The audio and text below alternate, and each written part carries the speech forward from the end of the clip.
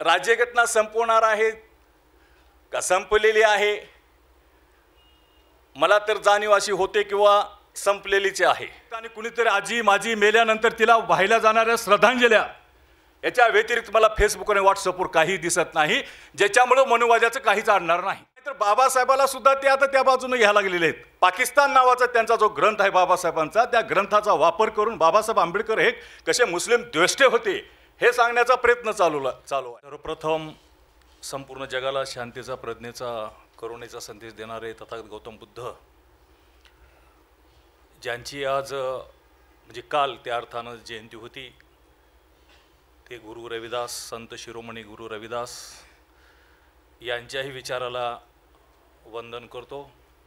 Mahatma Basaveshwar, Mahatma Jyotirao Phule, Rajarshi Shahu Maharaj, Bodhisattva doctor Babasaheb Ambedkar, साहित्यरत्न अण्णाभाऊ साठे, बहुजन नायक मान्यवर कांशीराम साहेब, माता अहिल्यादेवी, सावित्रीमाई, रमाई यांनाही वंदन करतो. आणि ज्यांना बंधन केलं नाही पण ज्यांनी या समाजासाठी काम केलं आहे, त्या मी ज्यांची नावं घेतली नाहीत आणि ज्यांची नावं इतिहासात पण नाहीत पण ज्यांनी काम केले त्याही महामानवाला या ठिकाणी मी वंदन करतो. या गुरु रविदास सार्वजनिक जयंती उत्सव समितीद्वारा आयोजित या कार्यक्रमाचे सन्माननीय अध्यक्ष आणि आमचे चळवळीतील गुरु प्राध्यापक सुभाष भिंगे सर, मंचावर उपस्थित असलेले आणि या कार्यक्रमाचे उद्घाटक माननीय अशोकराव अगावणे साहेब सोलापूर, राष्ट्रीय अध्यक्ष राष्ट्रीय रविदास परिषद, प्रमुख उपस्थितीमध्ये माननीय डॉक्टर महेंद्र सोनवणे साहेब, ॲडव्होकेट विजयकुमार चिखलीकर साहेब, नरसिंग घोडके सर, मान्य घोडके सर, प्राध्यापक मकबूल शेख सर, सौ Jayashree Pawale madam, of the डायसमध्ये पण अनेक मान्यवर या ठिकाणी आहेत. त्यांच्या नावाचा उल्लेख केला तर कुणाचं तर नाव राहून जाण्याची शक्यता आहे आणि ते मला न परवडणार आहे.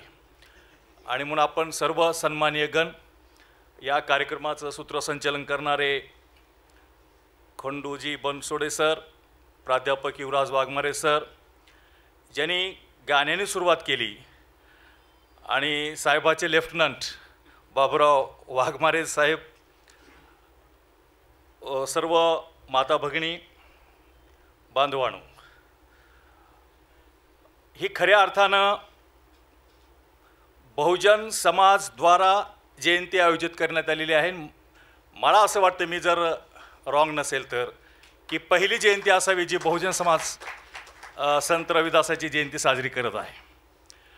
आणि बांधवांनो, तुम्ही जर स्टेजकडे जर पाहिलं आणि स्टेजवर बसलेले व्यक्ती जरी पाहिलेत, आपण जातीवाद मानत नसलो पण जातीवादाचा आधार जातीवाद मोडण्यासाठी घ्यावा लागतो असं साहेब सांगायचे, मान्यवर साहेब सांगायचे. आणि म्हणून माळी समाजाचं प्रतिनिधित्व आहे, न्हावी समाजाचं प्रतिनिधित्व आहे, धनगर समाजाचं प्रतिनिधित्व आहे, मी स्टेजवरचं बोलतोय, मातंग समाजाचं प्रतिनिधित्व आहे. आणि मी कोणत्या समाजाचे ते तुम्ही ठरवा, ती मी काही माझा समाज सांगत नाही. परंतु सभागृहामध्ये पण तशीच परिस्थिती आहे. जे स्टेजवर आहे ते सभागृहामध्ये आहे, आणि जे सभागृहामध्ये आहेत तो सभागृहाच्या बाहेर देणारा संदेशसुद्धा सभागृहामध्ये आहे. आणि म्हणून मी सुरुवातीला आपल्याला आव्हान करतो की तुम्ही तुमच्यासाठी एकदा टाळे वाजवा, कारण अशा कार्यक्रमासाठी एवढा वेळ, सकाळी 11 वाजल्यापासून आणि 11ला येण्यासाठी 10 वाजल्यापासूनची तयारी, म्हणजे साधारणपणे तुम्ही 10-9 वाजल्यापासून ह्या कार्यक्रमामध्ये मेंटली सामील आहात. म्हणून तुमचं मी पहिल्यांदा अभिनंदन करतो. आणि जॉर्ज ऑरवेलने एका ठिकाणी म्हटलेलं आहे, आजच्या काळामध्ये ते लागू होतं. लोकसत्तेला लेख आला होता, त्याच्यामध्ये एक वाक्य होतं, फसवणुकीच्या काळामध्ये सत्य बोलणे हीच मोठी क्रांती आहे. आणि म्हणून आजच्या जगामध्ये सत्य बोलणं हेच मोठी क्रांती आहे. आणि मी आपल्याला नम्रपणे सांगू इच्छितो, माझ्या मांडणीच्या पूर्वी मी नेहमीप्रमाणे हॉल्टेअरला कोट करतो की मी तुमच्या मताशी सहमत असेलच असं नाही, पण तुमच्या मत मांडण्याच्या अधिकाराचं मी मरेपर्यंत रक्षण करेन. म्हणजे आज आम्हाला मतच मांडू दिलं जात नाही. मत मांडावे की मांडू नये, मी अनेक वेळा बोलतो की फेसबुकवर मी लिहितो आणि पुन्हा कट करतो. मी हर्षवर्धन कोल्हापुरेबद्दल बोलत आहे, ह्या व्यवस्थेबद्दल भरपूर लिहितो आणि पुन्हा हे चवळ मला पुढे जायची आहे आणि आज मला त्याच्यामध्ये शॉर्टमध्ये अडकायचं नाही म्हणून फेसबुकवरनं कट करतो. पण ही परिस्थिती माझ्या माहितीनं सगळ्यांच्या वाट्याला आलेली असावी. आणि आम्ही जर फेसबुक आणि व्हॉट्सअप जर उघडलं, शिवाय त्याच्यामध्ये वाढदिवसाच्या शुभेच्छा आणि कुणातरी सटर बटर गल्लीबोळातला मिळालेला पुरस्कार, मी सगळ्या पुरस्काराचा आदर करून सांगतो की त्याच्याबद्दलचे अभिनंदनं, याच्या व्यतिरिक्त आणि कुणीतरी आजी माझी मेल्यानंतर तिला वाहिल्या जाणाऱ्या श्रद्धांजल्या, याच्या व्यतिरिक्त मला फेसबुक आणि व्हॉट्सअपवर काही दिसत नाही, ज्याच्यामुळं मनुवादाचं काहीच अडणार नाही. म्हणजे हे तुम्ही लिहित चला, वी हॅव नो प्रॉब्लेम. पण सत्याच्या बाबतीमध्ये, मनुवादाच्या बाबतीमध्ये तुम्ही काही लिहायचं नाही. गुरु रविदासांची जयंती साजरी करत असताना आपल्या सर्वाला माहीत असेल की एक नातं बहुजन समाजाचं आणि गुरु रविदासांचं आहे. महापुरुषांनी ते दाखवून दिलेलं आहे त्यांच्या लिखाणातनं. बाबासाहेबांचा द अनटचेबल्स नावाचा ग्रंथ हा गुरु रविदासाला त्यांनी अर्पण केला होता. ज्यांना माहिती नाही त्यांच्या माहितीसाठी सांगत आहे मी. माहिती असणाऱ्याने असं समजण्याची गरज नाही काय मला नवीन नाही म्हणून. एक नातं हे आहे. आणि दुसरी एक आपली जबाबदारी अशी आहे की या देशामध्ये बहुजनाच्या महामानवाचं हिंदूकरण करणं चालू आहे आणि आपली ती जबाबदारी आहे की त्या महामानवाला त्यांच्या हिंदूकरणाकडनं बाजूला काढण्याची. आणि म्हणून रविदासांचे असे विचार मांडले पाहिजे जे रविदासांचे होते ते त्या बाजूने घेतात. एवढंच नाही तर बाबासाहेबाला सुद्धा ते आता त्या बाजूने घ्यायला लागलेले आहेत. पाकिस्तान नावाचा त्यांचा जो ग्रंथ आहे बाबासाहेबांचा, त्या ग्रंथाचा वापर करून बाबासाहेब आंबेडकर हे कसे मुस्लिम द्वेष्टे होते हे सांगण्याचा प्रयत्न चालू आहे.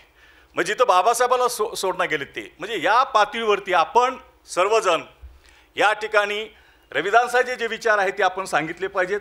सरांनी उल्लेख केला निर्गुण आणि सगुण. सगुण म्हणजे जे मूर्ती मानणारा विचार आहे त्यांच्या विरोधामधला हा विचार होता. अवतार न मानणारा हा विचार होता. सत्याला मानणारा हा विचार होता. आणि त्या अर्थाने युधिष्ठिराच्या भाषेमध्ये तुम्हाला पटेल अथवा न पटेल, रविदास हे ब्राह्मण होते. युधिष्ठिराच्या भाषेत म्हणालो मी. याने युधिष्ठिराला प्रश्न विचारला होता. हे वनपर्व जे आहे त्याच्यामध्ये 119 अध्यायामध्ये हा उल्लेख आहे. ब्राह्मण कोण एकशानं विचारलं होतं युधिष्ठिरला आणि युधिष्ठिरनं उत्तर दिलं होतं की ब्राह्मण वह है जिसमें सत्य, दानशीलता, क्षमा, सदाचार, मृदुता और तप ये गुण है, वह ब्राह्मण है. युधिष्ठिर यह भी कहता है कि हे गुण किसी शूद्र में है तो उसे ब्राह्मण कहना चाहिए और यही गुण ब्राह्मणों में नहीं है तो वो ब्राह्मण नहीं है. म्हणजे या अर्थानं आपण ह्याच्यामध्ये फार इंटरप्रिटेशनमध्ये जाऊ नका. परंतु आपल्याला एवढंच या ठिकाणी सांगायचं की श्रमाला ईश्वर मानणारा हा विचार होता. नैतिक श्रम आणि ज्ञानाला, सत्याला मानणारा हा रविदासाचा विचार होता. महायान पंथांच्या जवळचा हा रविदासांचा विचार होता. ईश्वर देवळात दिसत नाही आणि अवडंबर माजवणारा हा विचार नव्हता. अवडंबर म्हणजे काय की हे असं असलंच पाहिजे, ते तसंच असलं पाहिजे आणि नको त्या गोष्टीचा हट्ट करणे, पाखंडीपणा आणणे, त्याच्यामध्ये मनशुद्धी करा हा विचार होता. कुठल्याही स्वर्गाची, कुठल्याही वैकुंठांची अपेक्षा न करणारा हा विचार होता. हिंदूमधल्या टर्मिनॉलॉजीचा माझ्याकडनं उच्चार थोडा चांगला होत नाही बरं का, माझी अडचण आहे ती. म्हणजे ज्या हिंदू टर्म्स आहेत त्याचा उच्चार माझ्याकडनं व्यवस्थित होत नाही. म्हणजे वैकुंठ पण मला म्हणता येते का मला माहीत नाही, कारण तो माझ्या वापरातला विषय नाही. आणि या जगाची पुनर्रचना सांगणारा हा विचार होता संत रविदासांचा. पुनर्रचना, रिकन्स्ट्रक्शन म्हणजे त्या काळामध्ये जो समाज होता त्याची पुनर्रचना करणारा. म्हणजे अगर त्या काळामध्ये वर्णाश्रमित व्यवस्था जर असेल, चतुर्वर्ण व्यवस्था असेल तर ती बदलणारा विचार संत रविदासांचा होता. आणि एकाच वाक्यामध्ये जर सांगायचं झालं, त्याचा उल्लेख अनेक वेळा बनसोडे सरांकडनं या ठिकाणी झाला. बेगमपूर हा जो त्यांची कॉन्सेप्ट आहे, इथं भिंगे सर बसले, त्याला आपण इटोपियन कॉन्सेप्ट असं म्हणतो. आणि प्लेटोनं जे आयडियल स्टेट मांडलं होतं, म्हणजे मी पॉलिटिकल सायन्स त्यामुळे त्याच्या जवळचं आहे, त्या आयडियल स्टेट, आदर्श राज्य कसं असावं तसंच बेगमपूर म्हणजे जिथं गम नाही, बेगम, गमपासून दूर असं असणारं राज्य निर्माण करावं. आणि मला आपल्याला सांगायला आवडेल की संत रविदासाचं बेगमपूर बाबासाहेब आंबेडकरांनी त्यांच्या राज्यघटनेमध्ये आणलेलं आहे. आता हे बेगमपूर शाबूत ठेवायचे का नाही हे आपण ठरवायचे. म्हणून आजचा विषय आहे 2024च्या सार्वत्रिक निवडणुकीत बहुजन समाजाची भूमिका. आता हे राज्यघटना संपवणार आहे का संपलेली आहे, मला तर जाणीव अशी होते किंवा संपलेलीच आहे. म्हणजे तुम्हाला दाखवण्यासाठी आता ते आहे. आपण जे फंडामेंटल राईट्स म्हणतो त्याची किती वाट लागलेली आहे ते काल परवा CRPCमध्ये IPCमध्ये दुरुस्त्या त्यांनी केलेल्या आहेत. वकील साहेब इथं बसलेले आहेत. आणि कुठलाही कायदा हा अनकॉन्स्टिट्युशनल कॉन्स्टिट्युशनल ठरवण्याचा अधिकार सुप्रीम कोर्टाला आहे, परंतु बरेच मॅटर हे कॉन्स्टिट्युशनल आहे का अनकॉन्स्टिट्युशनल आहे ह्याची तपासणीसुद्धा केली जात नाही. आणि असे बरेच कायदे आज निर्माण झालेले आहेत की जे अनकॉन्स्टिट्युशनल आहेत. म्हणजे ज्युडिशियल रिव्ह्यूमध्ये जर ते ठेवलं तर ते टिकत नाहीत. काल परवा आसाममध्ये निर्माण झालेला की मुस्लिम लोकांनी स्पेशल मॅरेज ॲक्टनुसार लग्न करावेत, हा त्याचा कायदा कसं काय टिकू शकतो या देशामध्ये? की घटनेच्या फंडामेंटल राईट्सच्या आर्टिकल 25मध्ये सांगितलेले जे आपल्याला अधिकार आहेत त्या अधिकाराला चॅलेंज करणारा आसामचा कायदा आहे. मी तुम्हाला आता ते या पद्धतीने लग्न नाही करणार येणार. स्पेशल मॅरेज ॲक्ट म्हणजे धर्म नसणाऱ्या माणसासाठी तो असणारा ॲक्ट आहे. त्यानुसार मुस्लिमांनी त्यांचे विवाह करावेत, त्याप्रमाणे चालावं. पण ह्याला कुणी असे अनेक कायदे मला या ठिकाणी सांगता येतील, परंतु मला त्याच्यामध्ये जायचं नाही. त्याचा तेवढा वेळ आपल्या आजच्या मांडणीला मला मिळणार नाही. बांधवांनो, RSSचे प्रमुख आहेत, त्यांनी काल परवा एक स्टेटमेंट केलेलं काही महिन्यापूर्वी. त्याला तुम्ही किती गांभीर्यानं घेता बघा. त्याने म्हणले की जसं बेगमपूर रविदासांचं अपेक्षित असणारं राज्य आहे तसं RSSला अपेक्षित असणारं राज्य कसं आहे. तर ते असं म्हणाले होते, हे पब्लिक डोमेनमध्ये आहे, मी काही नव्यानं नाही सांगत आहे, पण बऱ्याच गोष्टी पब्लिक डोमेनमधल्या पण आपल्याला माहिती नसतात म्हणून मला सांगावं लागतं. तर ती गोष्ट अशी आहे की ते असं म्हणाले की हम देश का प्रधानमंत्री भी RSS का चाहते हैं और हम देश का विपक्ष का नेता भी RSS का चाहते हैं. कोणत्या लेवलला चाललो होतो आपण? Leader of opposition should be belongs to RSS आणि देश का प्राईम मिनिस्टर भी RSS. म्हणजे ह्याला आपण काय म्हणतो? हुकुमशाही.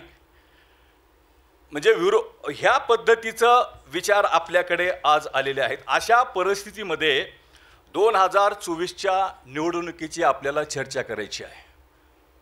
या देशाचे पंतप्रधान हिंदू राष्ट्र की बात करते हैं. या देशाचे मुख्यमंत्री एका धर्माच्या विशिष्ट प्रकारच्या घोषणा देतात, विशिष्ट प्रकारच्या मंदिराच्या गोष्टी करतात. आणि अशा परिस्थितीमध्ये आपण आज चर्चेला इथे बसलेलो आहोत. बरोबर 40 वर्षापूर्वी बहुजन ही कॉन्सेप्ट राजकारणामध्ये मान्यवर कांशीराम साहेबांनी आणली होती 1984ला. म्हणजे बहुजन हा शब्द जो आहे, ही जी संज्ञा आहे, ही जी टर्म आहे, हे भारतीय राजकारणामध्ये मान्यवर कांशीराम साहेबांनी सुरू केलेली आहे. आणि या शब्दाची आपत्ती बऱ्याच लोकांना आहे. काल परवा लोकशाही न्यूजवर ज्याच्यावर बॅन आणला होता, खरं तर त्या लोकशाही न्यूजवर सूरज एंगडेची एक मुलाखत झाली. त्या मुलाखतीमध्ये त्यांनी सांगितलं, सूरज एंगडेंनी, की तुम्हाला हर्षवर्धन कोल्हापुरे थोडं स्पष्टच बोलणार आहे, काय व्हायचं ते होऊ द्या, आता त्याची चिंता नाही करणार आहे मी. काय होणार आहे, कोण टेप करणार आहे, कोण कुठे घेऊन जाणार आहे, जाऊ द्या. कुत्र्याची मौत मारण्यापेक्षा बहादुराची मौत मिळेल कधीही चांगलंच आहे. त्या मुलाखतीमध्ये त्यांनी असं सांगितलं, सूरज एंगडेंनी, की तुम्हाला हिंदुत्वाचा जर पराभव करायचा असेल राजकारणामध्ये तर तुम्हाला बहुजन ही कॉन्सेप्ट घेऊन चालावं लागेल. आणि त्याने पुढे असं पण म्हटलं की मी कांशीराम साहेबांवर यापुढे पुस्तक लिहिणार आहे. आप लोगों को पता भी है सूरज एंगड़े कौन है? मैं बात कर रहा हूं सूरज एंगड़े की. मी असं सांगेल ते हंगामा पिक्चर सारखं होईल म्हणून ते आमिर खान ते वेगळं सांगते, परवेश रावेला ती येणारे दुसरेच आमिर खान सांगतात सिनेमातला हिरो. असं काय होऊ नये आपलं. ते म्हणतात की आमिर खान कब आया, तो मुझे मिला, और किस आमिर खान की बात कर, मैं उस्ताद आमिर खान की बात कर रहा हूँ. ते उनको गए गुजरे बहुत दिन हो गए. सूरज इंगळे हा इंटरनॅशनल स्कॉलर आहे बंधू आणि भगिनीनो. कास्ट मॅटर्स त्याचं पुस्तक जगामध्ये गाजत आहे. त्यानं सांगितलं की मी मान्यवर कांशीराम साहेबांवर पुस्तक लिहिणार आहे, त्यांच्या भाषणावर पुस्तक लिहिणार आहे. आणि मान्यवर कांशीराम साहेब जोपर्यंत होते तोपर्यंत ह्या देशामध्ये मनुवादाचं डोकं वर नव्हतं, बिलकुल नव्हतं. कांशीराम साहेब एकदा भाषणामध्ये, शेवटचं भाषण मी ते ऐकलं होतं, तिथं म्हणाले होते कि मेरा बाप मुझे पटवारी बनाना चाहता था. आजू बाजू के गांव के लोग भी, चमार के लोग कहते थे तेरा बेटा क्या करता है. आजही आपल्याला मोठे स्वप्न नाही पडत आहेत. आजही आम्ही नगरपालिकेतली जागा कधी खाली होती का त्याच्यावरच बसलो होतो वाट बघूत, झाडू मारायची जागा. कांशीराम साहेबाच्या बापाला वाटायची की मेरा बेटा पटवारी बनना चाहिए. आणि साहेब म्हणले की मेरे बाप को भी लगता था दूसरों को देखकर कि मेरा बेटा भी पटवारी बनना चाहता है. लखनऊमध्ये मी ते ऐकले. पटवारी तो बहुत पीछे रह गया, बोले अभी मैं क्या बनूं, चलो देश का प्रधानमंत्री बन लेता हूं. ही स्वप्न, ही ऊर्जा आपल्यात निर्माण केली मान्यवर कांशीराम साहेबांनी आजपासून 40 वर्षापूर्वी, म्हणजे 1984ला हा शब्द त्यांनी आणला. नंतरच्या काळामध्ये अनेक नेत्यांनी तो शब्द वापरला. म्हणजे माझा सांगायचा मुद्दा असा आहे की जोपर्यंत आपण बहुजन बनत नाही तोपर्यंत आपण 2024च्या इलेक्शनमध्ये इथल्या धर्मांध शक्तीला हरवू शकत नाही.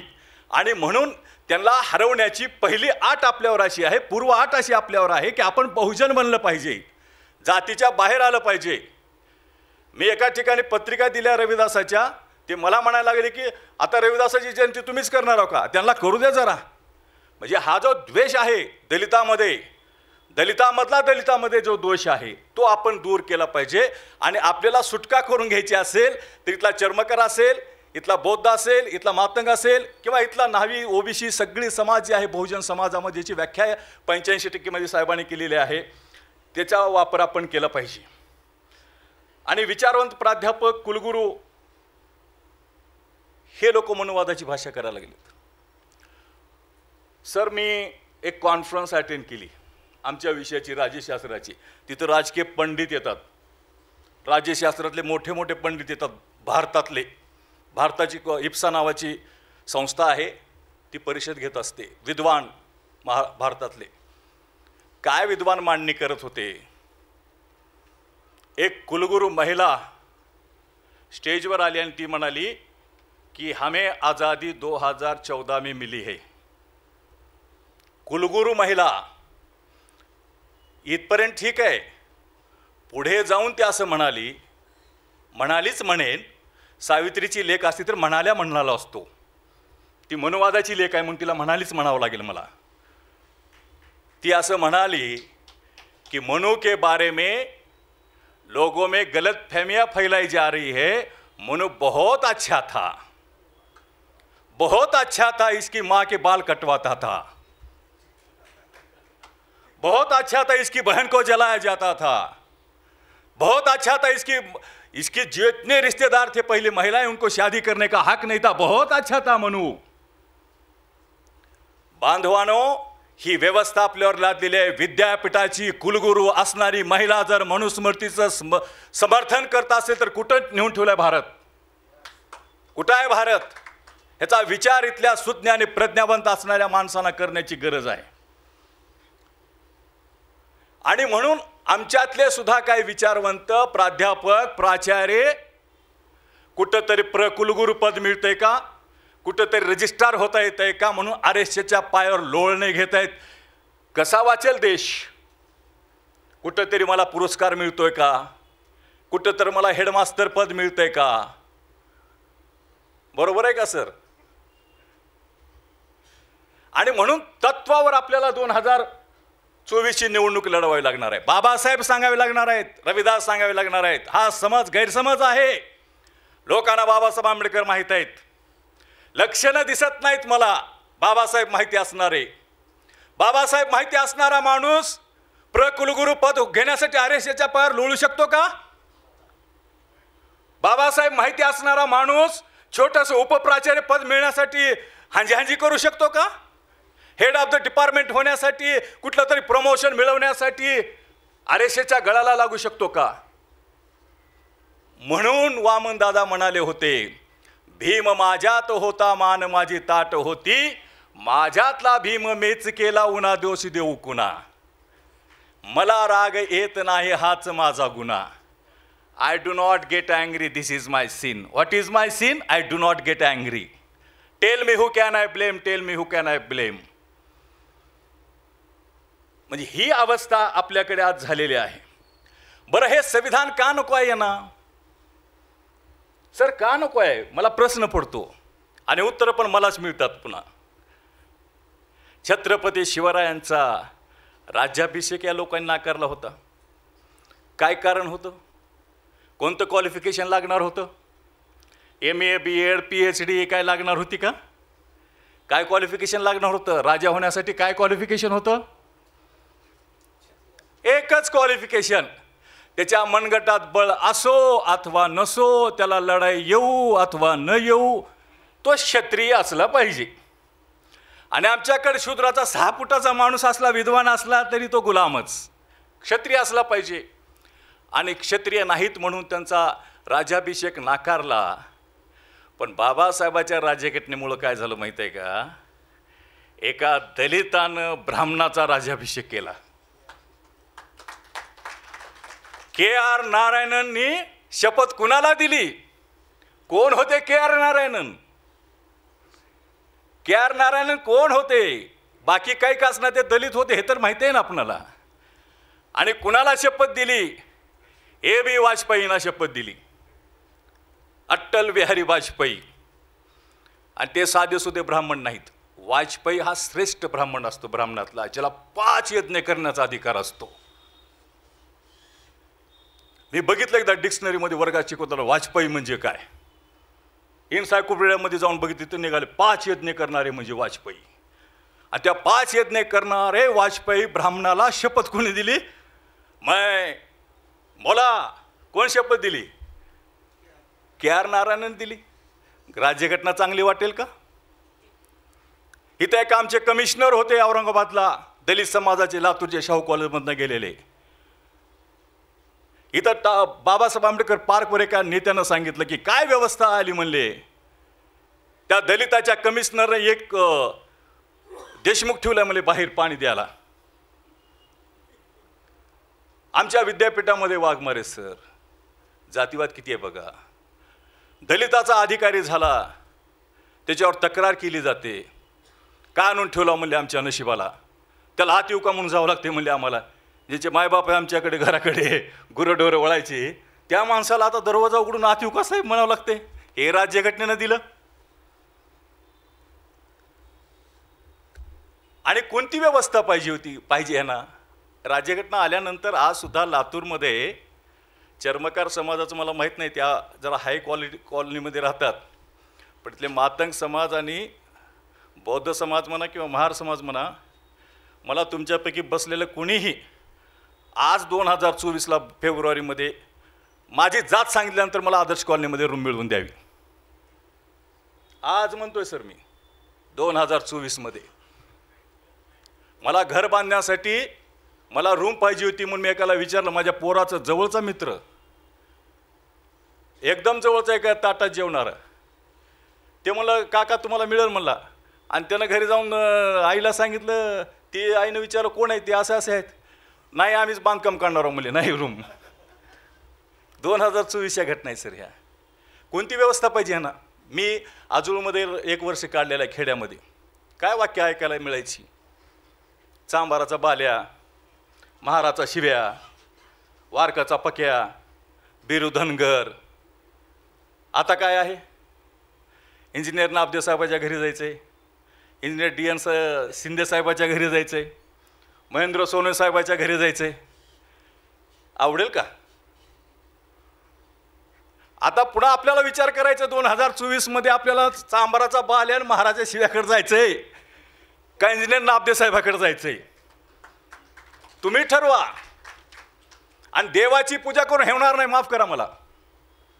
आता सरांनी सांगितलं कुठलाही देव आपली मुक्ती करायला येणार नाही, आपल्याला आपली मुक्ती करून घ्यावी लागेल बांधवांनो. आणखीन एका गोष्टीचा राग येते ह्यांना. कोणीतरी कोंडाबाई कांबळे रिझर्वेशनमधून गावची सरपंच व्हायला लागली आणि ती नटून खटून येऊन तिरंगा झेंडा फडकावा लागली आणि आमच्या आजूबाजूच्या लोकांना बघत बसावं लागलं त्याला आणि तिला मान द्यावं लागलं. एरवी नाका देणं पण सरकारी कार्यक्रम आल्यानंतर द्यावं लागतंय ना. नाहीतर आर्टिकल 17 आहेत आपल्या इंडियन कॉन्स्टिट्यूशनमध्ये. आर्टिकल 17 आहेत. बरबरा घाम फुटता अॅट्रॉसिटी नुसतं नाव घेतल्याबरोबर. हे कुणामुळं आलं? हे संविधानामुळं आलेलं आहे बांधवांनो. आणि म्हणून मला थोडं फास्ट जावं लागेल हे सांगताना. आणि दुसऱ्याला कसं आहे, हे झालं मी ऐकले बरं का सर, मी तुम्हाला नावाने सांगतो. चांबराचा बाल्या, महाराचा शिव्या मी ऐकलेलं आहे, लवाराचा गण्या हे मी ऐकलेलं आहे. आणि दुसऱ्याचं कसं आहे मग? दुसऱ्याचं नानाच्या शेतात, दाजीच्या पारावर, दाजीच्या शिवारात, अण्णाच्या ह्याला, आपाच्या त्याला, गप्पाच्या त्याला, मालक, धाकटे मालक, थोरले मालक, एवढं शेंबडं पोरगं त्याला मालक म्हणावं लागते. ही व्यवस्था बदलल्यामुळे ह्या लोकांच्या डोक्यामध्ये आपण बसतो. आणि संविधानामुळं काय केलं, जसं साहेबांनी उल्लेख केला त्याचा, आता खूप छान साहेबांनी सांगितलेलं आहे, बरंचसं आपल्याला कळालेलं त्यातलं. दुसरं असं झालं की बहुजन समाज पार्टीने उत्तर प्रदेशमध्ये सरकार आणलं आणि सरकार आणल्यानंतर बाकी काय करो न करो म्हणजे बरंचसं केलेलं आहे. पण मला काही गोष्टी आवडल्या. तिथला पाठक नावाचा कलेक्टर, त्याला फोन आले की म्हणावं लागलं, हॅलो मैं कलेक्टर पाठक बोल रहा हूँ डॉक्टर आंबेडकर जिले से. तिथल्या त्रिपाठीला म्हणावं लागलं, हॅलो मैं त्रिपाठी बोल रहा हूँ गौतम बुद्ध नगर जिले से. हॅलो मैं चतुर्वेदी बोल रहा हूँ रविदास नगर जिले से. पटतंय का हे त्यांना? आणि कुठला जिल्हा केला? आंबेडकर नगर. जिथं अयोध्या होती तिथं केला फैजाबादचे तुकडे करून. आंबेडकर नगर जिल्ह्यामध्ये अयोध्या येत होती म्हणून त्यांनी त्या अयोध्या दुसरा जिल्हा केला. म्हणजे हे सगळ्या गोष्टी घडल्या. शुक्ला नावाच्या माणसाला आंबेडकराचं नाव घ्यावं लागलं. मैं आंबेडकर नगर का फलाना बोल रहा हूँ, मैं आंबेडकर नगर का बिस्ताना बोल रहा हूँ, रविदास नगर का ये बोल रहा हूँ. आणि यामुळं संविधान नको असं त्या गोष्टीकडे आले. आता झोत नावाच्या पुस्तकामध्ये रावसाहेब कसबे सरांनी हिंदू राष्ट्र कसं असतं याचे एक छोटंसं उदाहरण दिलेलं आहे. ते बरंच सांगता येते आपणाला कसं असतं काय नाही, पण एक छोटंसं उदाहरण मी तुम्हाला सांगतो. हरदयालला सांगितलेली गोष्ट आहे. तामिळनाडूमधली मद्रास प्रांतातली त्यावेळेसच्या ही गोष्ट आहे. एक इंग्रज अधिकारी होता आणि त्या इंग्रज अधिकाऱ्याचा शिपाई चपराशी हा ब्राह्मण होता. आता अधिकाऱ्यासोबत चपराशीला सारखं राहावंच लागते, त्यांची बॅग धरायला करायला वगैरे. सकाळी फेरफटका मारायला निघाले हे इंग्रज अधिकारी. ख्रिश्चन होते ते आणि ब्राह्मण शिपाई होता. फेरफटका मारायला निघाले. बाजारामध्ये ओबीसीचा नायडू नावाचा माणूस समोरून आला, ओबीसी मधला. त्यानं साहेबाला शेक हँड केला, नमस्कार केला आणि त्याची नजर साहेबाच्या बाजूला असणाऱ्या ब्राह्मण चपराशीवर गेली. अधिकाऱ्याला त्यानं शेक हँड केला पण त्या चपराशीच्या जाऊन दंडवत घेतला, पाया पडला आणि मग विचारलं त्या ख्रिश्चन अधिकाऱ्यांनी, मी तुझा बॉस असून मला शेक हँड केलास तू आणि हा माझा चपराशी, तुझा पण चपराशी, त्याला दंडवत घेतला, हे कसं काय? त्यांनी सांगितले की तुम्ही ऑफिसमधले माझे गुरु आहात, जीवनाचे गुरु आमचे हे आहेत म्हणले, यांचे आम्हाला दंडवत घ्यावं लागते म्हणले. ही व्यवस्था म्हणजे आणायची आहे त्यांना. याचा एक गोष्ट आपण बांधवांनो लक्षात घेतली पाहिजे. आणि आजच्या परिस्थितीमध्ये काय काय होतं त्याच्यामध्ये मी जात नाही. गुजरात मॉडेल काय त्याच्यामध्ये मी जात नाही. परंतु आपल्याला जे म्हणतात ना तुम्हाला भरपूर मिळालं, त्यांच्यासाठी एक गोष्ट मला सांगायची आहे की 98.4 गुजरातमध्ये भाड्यानं रूम मिळत नाही, 97.2 लोकांना प्रवेश नाही वगैरे वगैरे ही आकडेवारी आहे. आणि दुसरी आकडेवारी अशी आहे आत्ताच्या काळामध्ये की मोदी सरकारने स्कॉलरशिपमध्ये कमतरता केलेली आहे. ही माहिती आहे का लोकांना? आणि जे उद्योगासाठी दिलेलं बजेट होतं ते 10 कोटीवर आणलेलं आहे. ते आकडे खूप आहेत, त्याच्यामध्ये आपल्याला जाताच येणार नाही ह्या वेळेमध्ये, की आपलं कितीतरी बजेट म्हणजे समजा 6 लाख कोटी जर असेल तर 3 लाख कोटी आपल्याला दिलं जातं खर्चायला. म्हणजे मी काय म्हणतो, 1 रुपया जर आपल्याला दिला बजेटमध्ये, म्हणजे घोषणा करणार 1 रुपयाची अर्थसंकल्पामध्ये, प्रत्यक्ष देणार 50 पैसे 1 रुपयातले, आणि पुन्हा त्याला सांगणार हे 50 पैसे दिलेत हे सगळे सर खर्चायचे नाहीत, 4 आणे खर्चायचे आणि 4 आणे आम्हाला परत आणून द्यायची. ही पद्धत आज सगळीकडे आपल्याला दिसून येते बांधवांनो. आता ह्या सगळ्यामध्ये मी जात नाही. आता बहुजन समाजाने काय करायला पाहिजे याच्यावर थोडंसं आपण पाहूयात. आपण आपली ओळख, पहिलं माझं म्हणजे काय करावं आणि काय करू नये असं मी एक डिव्हिजन केलेलं आहे. भिंगे सर, 2024मध्ये आपण काय केलं पाहिजे आणि काय नाही केलं पाहिजे. काय केलं पाहिजे, आपण आपली ओळख महार, बौद्ध, चमार, मातंग, न्हावी, धनगर अशी न दाखवता बहुजन ओळख आपण दाखवली पाहिजे. एक आपण पहिलं काम हे केलं पाहिजे. दुसरं असं आहे की political power is a master key which has open each and every lock. याच्यावर आपलं लक्ष केंद्रित झालं पाहिजे. आपल्याला बऱ्याच गोष्टी दुसऱ्या सांगितल्या जातात आणि राजकारणाकडे आपल्याला येऊ दिलं जात नाही. राजकारणावर आपल्याला चर्चा करू दिली जात नाही. आपल्याला वेगळं सांगतात. याचं एक उदाहरण मान्यवर कांशीराम साहेबाचं मी सांगतो आपणाला, की महाराष्ट्रामध्ये कितीतरी वर्ष लढा होता नामांतराचा. नाव द्या, नाव द्या. त्याच्याबद्दल अनेकांना जीव गमवावा लागला, बलिदान द्यावं लागलं. अनेकाच्या घराची राखरांगोळी झाली. एका मातंग वस्तीमध्ये सुधीर गव्हाणे सर गेले होते. ती मातंग वस्ती म्हणायला लागली, ह्या काय त्या नावाचा बी आमचा काही संबंध नाही, त्यांच्या आडाला बी आम्ही जात नाही, पाणी बी आणायला जात नाही, तरी आम्हाला मारलेत. काय केलं की काय नाही की म्हणले. ते विनाकारण दलित आहेत म्हणून मार खाल्ली त्यांनी. म्हणजे एवढा इतिहास आहे नामांतराचा, दहशतीचा, मार खाल्लेला वगैरे वगैरे, गोळ्या खाल्ल्या लोकांनी. कशासाठी? नाव द्या. आणि राजीव गांधींनी काय केलं, उत्तर प्रदेशामध्ये न मागता कांशीराम साहेबाला बाबासाहेब आंबेडकर युनिव्हर्सिटी दिली. न मागता. आम्ही इकडं मागत होतो, देत नव्हती, इकडं न मागता दिली. कांशीराम साहेब म्हणाले, भाई यूनिवर्सिटी की मांग तो महाराष्ट्र के महार लोग कर रहे हैं, उनको दे दो यूनिवर्सिटी, मुझे क्यों दे रहे हो. आणि पुन्हा साहेबाचं वाक्य पुढचं महत्त्वाचं आहे कि यूनिवर्सिटी के पीछे सत्ता की चाबी मत छुपाओ, चुपचाप हमारे हवाले कर दो, जितना चाहे उतना यूनिवर्सिटी हम बना लेंगे. म्हणजे आपलं लक्ष विचलित केलं जातं. आपल्याला सांगितलं जातं तुम्हाला हे देऊ, तुम्हाला जमिनीचे पट्टे देऊ, तुम्हाला फलानं करू, बिस्तानं करू. आपण त्याच्यावर नाही जायचं. आपण आपलं लक्ष हे 2024मध्ये या देशातून, लातूर शहरातून, लातूर जिल्ह्यातून भारतीय जनता पार्टीचा पराभव करण्यासाठी आपण सक्षम झालं पाहिजे असं मला वाटते. दुसरी गोष्ट अशी आहे, व्यक्तिगत स्वार्थ आणि स्वाभिमान बाजूला ठेवून सामूहिक स्वार्थ आणि स्वाभिमान यास अधिक महत्त्व दिलं पाहिजे.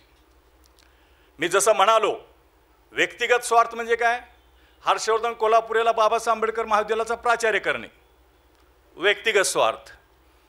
आणि व्यक्तिगत स्वाभिमान काय, जयंती केली माझं नाव खाली लिहिले तुम्ही, असलं नाही जमत मला. म्हणजे आपण स्वाभिमान आपला चळवळीसाठी नाही दाखवायचं. माझा स्वाभिमान हा माझ्या शत्रू पक्षासाठी असला पाहिजे, माझ्या भावासाठी नसला पाहिजे माझा स्वाभिमान. म्हणजे मी रविदासाच्या जयंतीला न बोलवता गेलं पाहिजे, ह्याला स्वाभिमान म्हणलं पाहिजे आपण. मला पत्रिका आली का, व्हॉट्सअपवरच आली, दुसऱ्याच्या घरी गेले, माझ्या घरी नाही आले, म्हणजे असे नको आहे. सामूहिक स्वार्थ आणि सामूहिक स्वाभिमान आपण याला महत्त्व दिलं पाहिजे. आणि जोपर्यंत सामाजिक बदल घडत नाही तोपर्यंत राजकीय बदल घडत नाही, ही एक गोष्ट आपण लक्षात ठेवली पाहिजे. आत्मविश्वास लोकांच्यामध्ये निर्माण केला पाहिजे. सगळ्यात मला महत्त्वाचं आज हे वाटते. आम्ही फोन करतो, काल परवा एका प्राध्यापकाला फोन केला, माझं पेपर सेटिंग असल्यामुळं आलं, त्याचं नांदेडचं एक प्राध्यापक आहे, आपल्या समाजाचा आहे. आपलं ठरलं आता बहुजन म्हणजे आपण, आता पुन्हा जात विचारायची नाही.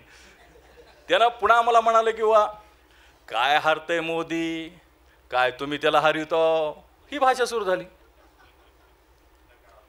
मी म्हणलं मोदी हरणार आणि कोणी हरवल का नाही मला माहीत नाही, पण हर्षवर्धन कोल्हापुरे लातूरची भाजपाची सीट जिंकून येऊ देणार नाही.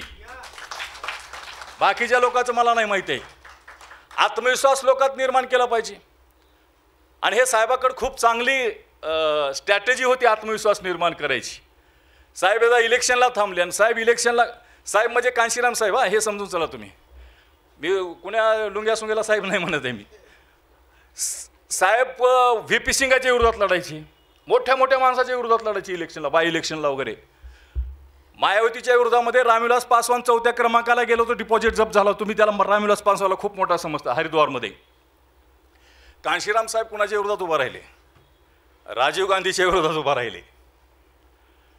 आणि आता टिकणार का साहेब? नवीनच पार्टी काढलेली 3-4 वर्षाची, लोकांना माहिती नाही, चमारोकी पार्टी म्हणून चिडवायची लोक. उभा राहिले, पडले. पत्रकार म्हणाले की वो आपको पता नहीं था आप चुनाव हारने वाले हैं? साहब बोले था. फिर क्यों चुनाव लड़े आप? मुझे पता था बोले कि मैं चुनाव हारने वाला हूँ, फिर भी मैं चुनाव लड़ा क्योंकि मैं मेरे समाज को ये संदेश देना चाहता था कि बापू के बच्चों के खिलाफ बाबा का बच्चा भी इलेक्शन लड़ सकता है. म्हणजे प्रेरणा देणार. पुन्हा छोट्या छोट्या गोष्टीला हुरळून नाही जायचं. हे एक आपण केलं पाहिजे बांधवानो. आपल्याकडे काय होतंय, त्या व्हॉट्सअपवर फेसबुकवर बघा, भावी खासदाराची रांगच लागली आता आपल्याकडे. कुणी उठाले आणि भावी खासदार म्हणून लिहायला, लातूरचे भावी खासदार, भावी खासदार. काही लोक भावी नगरसेवक पण लिहितात.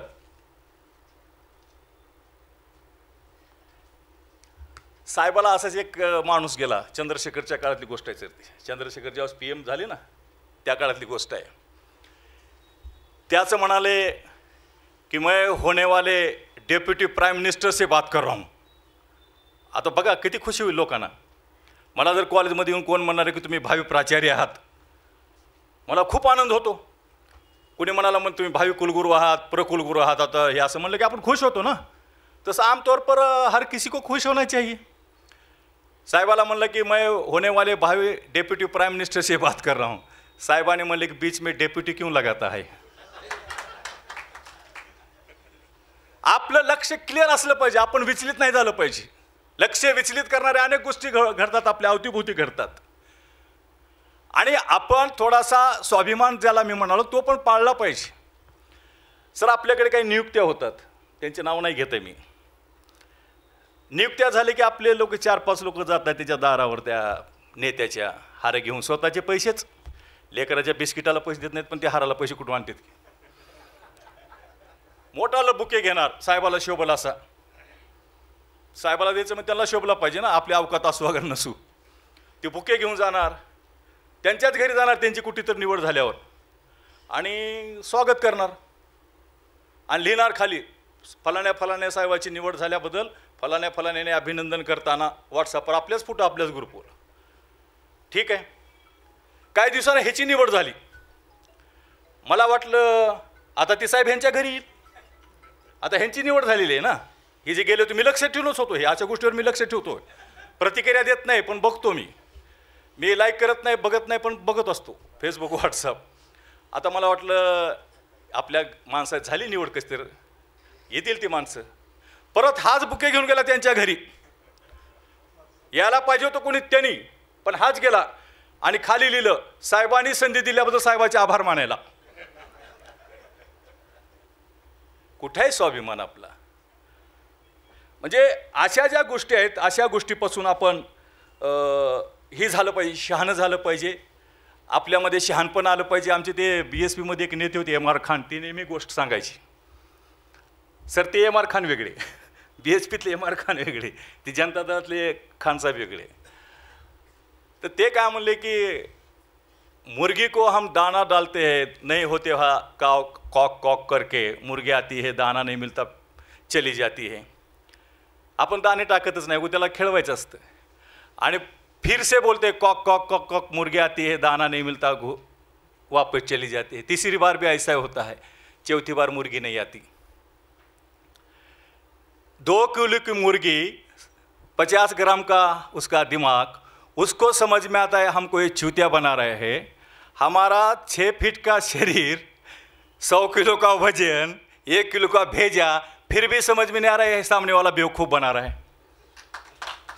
म्हणजे हे आपण शिकलं पाहिजे हो. आपल्याला लालच दाखवून आपल्याला हे करून ते करतात, त्याच्यापासून आपण सावधान राहिले पाहिजे. तन मन धन दिले पाहिजे, ही एक भूमिका आपली अशी आहे.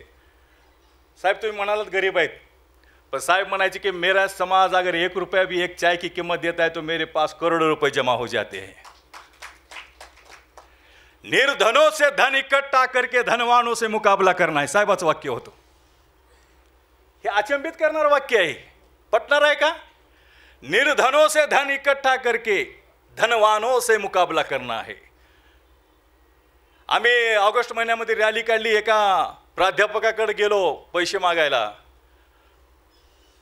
प्राध्यापकाकडे पैसे असतात ह्याचं कारण मी प्राध्यापक असल्यामुळं मला माहीत आहे की पगार किती आहे ती, आणि आम्हाला काही जास्त मागायचे नव्हते, हजारोच रुपये मागायचे होते.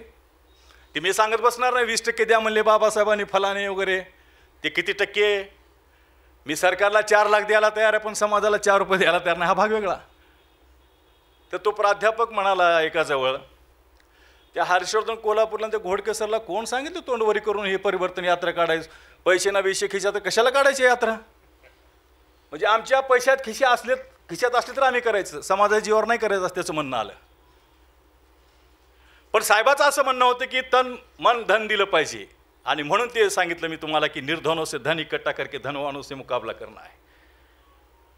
आणि पुन्हा दुसरी गोष्ट एक अशी आहे की आपण, साहेबांनी त्याचा उल्लेख केला, वेळ दिला पाहिजे. आपल्याकडे वेळ तर भरपूर आहे पण समाजाला द्यायला वेळ जरा बी नाही. काय करायलेत साहेब, घरी जाऊन बघा, मोबाईल असते हातामध्ये आणि उगा बघत बसतात काहीतरी. वेळच वेळ आहे. प्राध्यापक एवढा तर वेळ कुणालाच नाही. मी त्याच्यात येतो म्हणून त्याच्यावर बोलतो, माझ्या प्राध्यापक बंदाला काय वाईट वाटू देऊ नका. 5 घंटेची ड्युटी आहे. काही कॉलेजेस आहेत सकाळी 7ला बोलवते आणि रात्री 9ला सोडतात. ते सालगडी तर बरा वाटते मला त्यांच्याकडे बघितल्यावर सर, त्याला तर थोडी सवलत असेल. आणि अभिमानानं सांगते तो अजून येऊन बाहेर की आम्हाला 9च्या पहिले येताच येत नाही बघा घरला. म्हणजे काय करतो म्हणून तेवढा वेळ, एक कागद 10 वेळेस लिहायचा, दुरुस्त्या करा म्हणून. वेळ दिला पाहिजे. आज आमचे चळवळीतले मित्र डॉक्टर असद खान पठाण यांचं वडिलाचं इंतकाल झाल्यामुळे ते या ठिकाणी आलं नाहीत. मला आश्चर्य वाटतं त्या डॉक्टरचं. चाइल्ड स्पेशलिस्ट आहे. त्यांच्या दवाखान्यात गेल्यानंतर पेशंटला घ्यायला वेळ नसतो त्यांना, आणि आम्ही गेल्यानंतर पेशंट थांबून, अर्थात ते त्यांचं पेशा आहे करायला पाहिजे. आम्हाला वाईट वाटतं पेशंट थांबून आमच्याशी बोलतात, आम्ही पण जात नाही त्यांच्याकडे कधी कधी तशा वेळेला. तो माणूस सुट्टीच्या दिवशी मला फ़ोन करतो, म्हणतो सर आज मेरे पास पेशेंट नहीं है, आप मानस पे आ जाइए, हम 2024 के बारे में कुछ डिस्कस करेंगे. म्हणजे तेवढ्या माणसाला वेळ आहे. आणि आमच्या 4ला येऊन घरी झोपणारा वेळ नाही. त्याला कामं भरपूर आहेत. 7 वाजता अंग थरथर कापते, मित्राचे फोन येतात, त्याला औषध घ्यावं लागतं थरथर कापणाऱ्याला, त्याच्याशिवाय झोप येत नाही. प्रचंड संकट आहेत हो, काय सांगायची. प्रचंड संकटात आहेत आमची माणसं. आणि म्हणून मला त्या डॉक्टरला सॅल्यूट करावं वाटतं सर. माझ्यापेक्षा खूप वयानं कमी आहे. आणि म्हणून साहेब ह्याच्याबद्दल काय म्हणायचे की नियत साफ हो तो रास्ते निकल आते हैं वरना बहाने निकल आते हैं. दुसरी गोष्ट, बेईमानी सोडली पाहिजे. मनुवादी पक्षाला मतदान नाही केलं पाहिजे. मी थोडी आकडेवारी आणलेली आहे माझ्यासोबत, ती आकडेवारी सांगतो आणि नंतर मी थांबतो.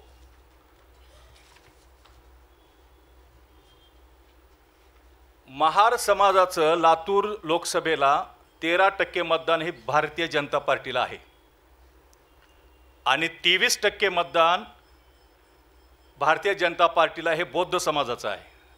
आता याच्यात फरक आहे ना, महार आणि बौद्धामध्ये फरक आहे. बौद्ध हे हुशार असतात पण BJPला जास्त मतदान करतात, कारण 23% मतदान प्रमाण आहे त्याचं. आणि महार थोडे येडे असतात म्हणून BJPला मतदान करत नाही, त्यांचं 13% आहे. आणि त्यांच्याहून हुशार असणारे चर्मकार आणि मातंग आहेत, त्यांचं 30% मतदान आहे. सगळ्यात हुशार कोण? चर्मकार आणि मातंग, जे भाजपाला 30% मतदान करतात. सुखदेव थोरातांचा याच्यावर आकडेवारी आहे आणि SSDने याचा सर्वे केलेला आहे, लोकनीतीने याचा सर्वे केलेला आहे. हवेत नाही बोलत आहे आपण. सुखदेव थोरात कोण होते? UGCचे चेअरमन राहिलेले माणूस आहे. तो काय साधा माणूस नाही, एम्पिरिकल डेटा त्यांच्याकडे आहे. आता मी थोडंसं लातूर लोकसभेवर येतो आणि मग आपणाला विषयाकडे पुन्हा संपवतो मी. दुसरी गोष्ट, आकडेवारी येण्याच्या पहिले मी आपल्याला सांगू इच्छितो, बांधवांनो, आपल्यामध्ये त्याची फार आवश्यकता आहे. बाबासाहेबांनी मुल्कराज आनंद यांना एक मुलाखत दिली होती आणि ती मुलाखत देताना बाबासाहेब असे म्हणाले होते की तुम्ही सिंह बना. 2024मध्ये हे मला फार महत्त्वाचं वाटते की तुम्ही सिंह बना. शक्ती प्राप्त करण्यासाठी हिंदू काली मातेला बकऱ्याचा बळी देतात, सिंहाचा नाही. सिंह का बना? मनोवादी पक्ष तुमच्या नादाला लागणार नाहीत, तुमच्यावर ईडी येणार नाही. आता ईडीनं तर एवढे येडं करून टाकले लोकाला. सर, काल पोरा एक मोर्चा निघाला, म्हणजे विनोद नाही सांगत बरं का मी, खरी खरी घडलेली घटना आहे. ती बाई महिन्याला 600 रुपये कमवते, धुंडे भांडे करते. आणि त्या बाईला फोन केला आम्ही, तुम्ही मोर्चाला का नाही आलं?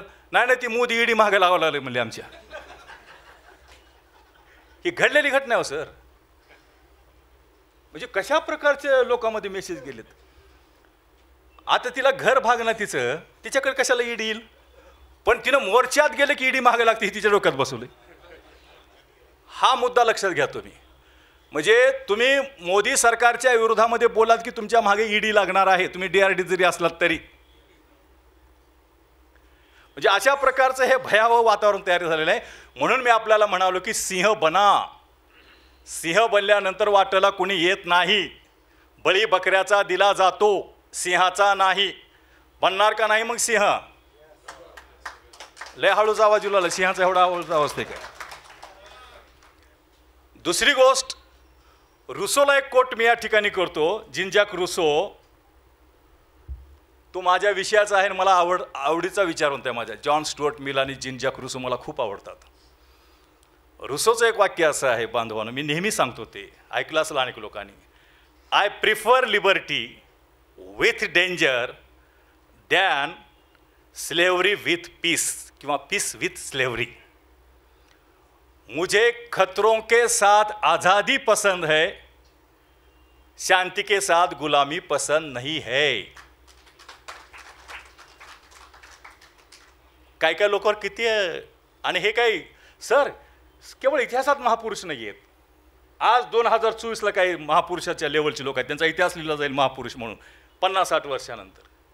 हेमंत सोरेनकडे बघितल्यानंतर तुम्हाला काय वाटतं? काय वाटतं त्याला बघितल्यानंतर? मग आपण हेमंत सोरेनला फॉलो करायचंय का तिकडं सरेंडर होणाऱ्या अशोक चव्हाणला फॉलो करायचे?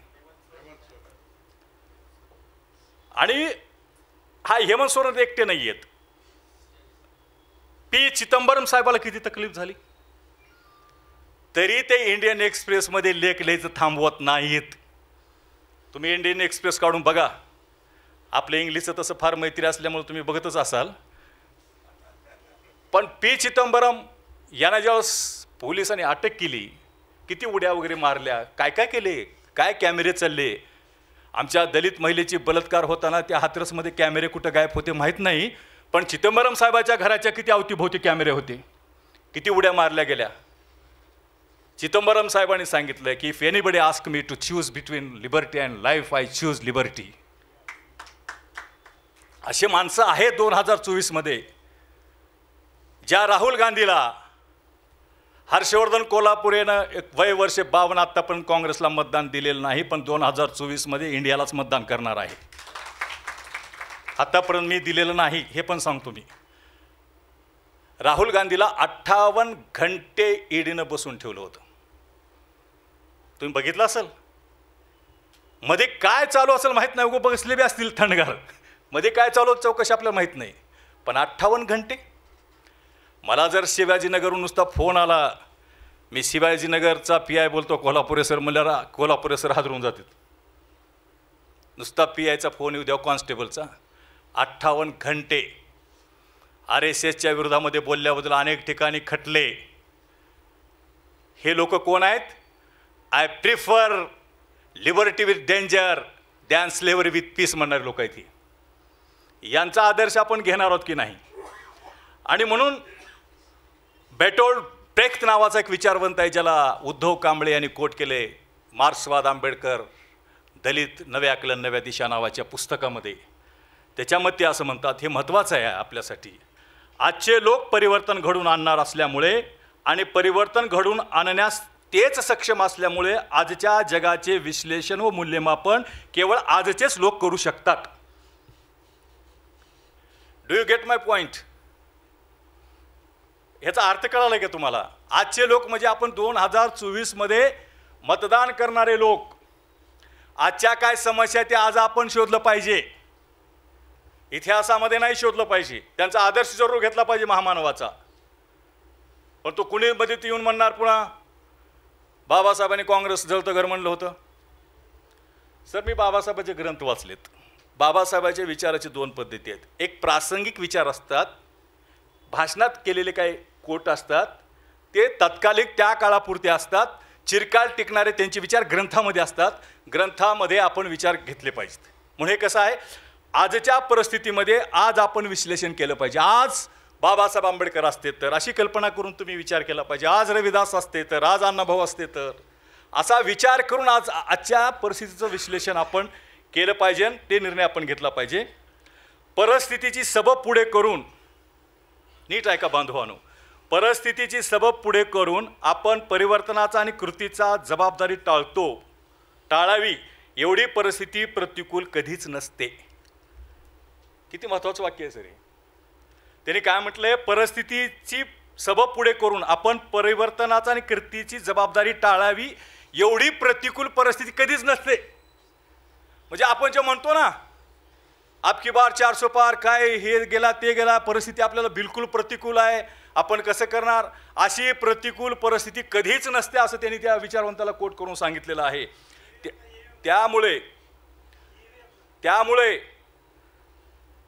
त्यामुळे परिस्थितीला दोष देऊन आपल्याला स्वतःची निष्क्रियता लपवता येणार नाही.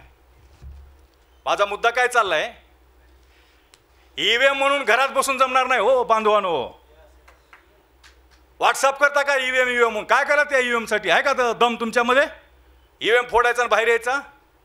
म्हणजे ईव्हीएम किंवा कुठलीही परिस्थिती प्रतिकूल परिस्थिती म्हणून आपण बहाणा नाही करायचा, निष्क्रिय नाही बनायचं. माझा मुद्दा काय चाललाय, माझा फोकस कशावर आहे?